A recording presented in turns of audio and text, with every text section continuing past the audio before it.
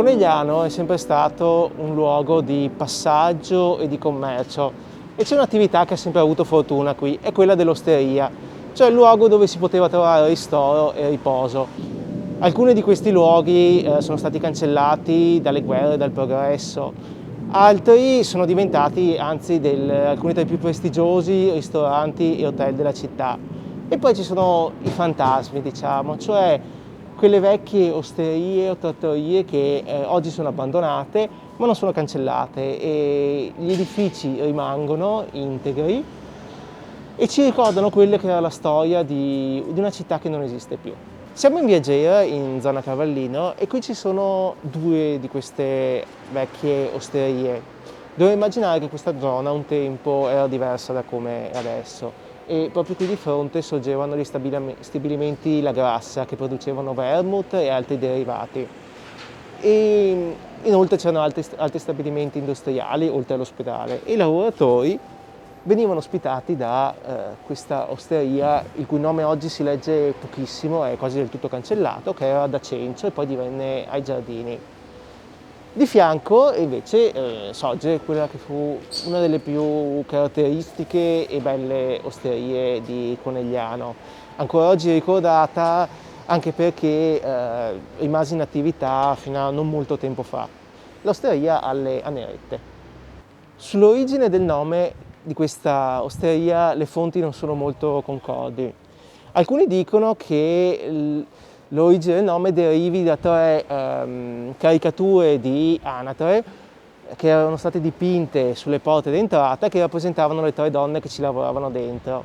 Altre dicono che queste tre anatre furono dipinte perché il proprietario a un certo punto promise una cena a base di anatre scommettendo sull'esito della seconda guerra mondiale. La perse e non la rispettò e così qualcuno, un cliente magari indispettito, di nascosto fece dipingere queste tre anatre di notte.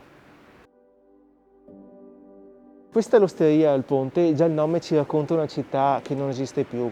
Infatti il nome, il ponte, deriva dal fatto che qui c'era veramente un ponte, sotto cui scorreva l'Orio, il torrente che passa all'esterno poco qui distante. Viene ricordata questa osteria per vari motivi, tanto perché fu il luogo dove i coneglianesi venivano a bere i vini, diciamo, esteri, delle isole, soprattutto della Sicilia. Molto famoso era lo Zibibbo che servivano qui.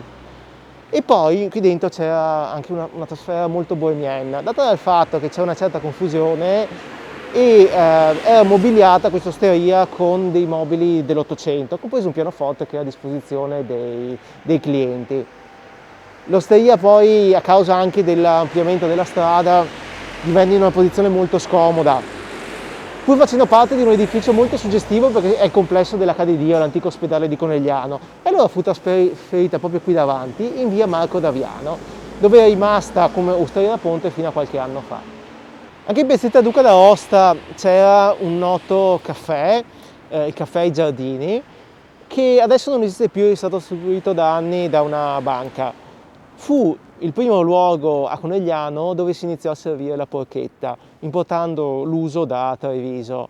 Si chiamava Ai Giardini e qui aveva un suo plateatico dove la gente era solita passare il tempo.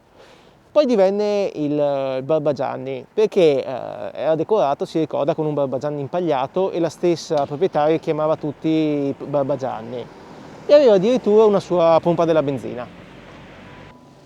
Siamo nel Porticato del Duomo, che è una zona che negli ultimi tempi è diventata famosa per le polemiche che l'hanno accompagnata a causa della Movida, che l'ha un po' sporcato, ma anche qui una volta sorgeva una vecchia osteria, era il Cantinon e occupava proprio queste sale. Il Cantinon prendeva questo nome dalle grandi botti che erano messe sul fondo delle pareti ed era frequentato soprattutto da artisti e artigiani che lavoravano nella zona qui di via Cima, qua dietro il Duomo, che era raggiungibile da quel piccolo passaggio pedonale.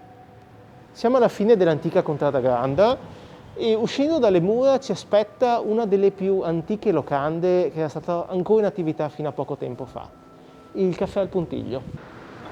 Infatti dobbiamo immaginare che all'inizio del Novecento questo luogo è un po' diverso e il caffè sorgeva proprio su un crocevia frequentato da una grossa quantità di persone. Da una parte c'era la strada che proveniva da Tarza e Corbanese, c'era la contrada grande che sbucava oltre le mura, c'era la via per il centro e poi c'era anche il ponte della Madonna che non si metteva direttamente nella strada del centro come adesso, ma sbucava proprio qua davanti al caffè.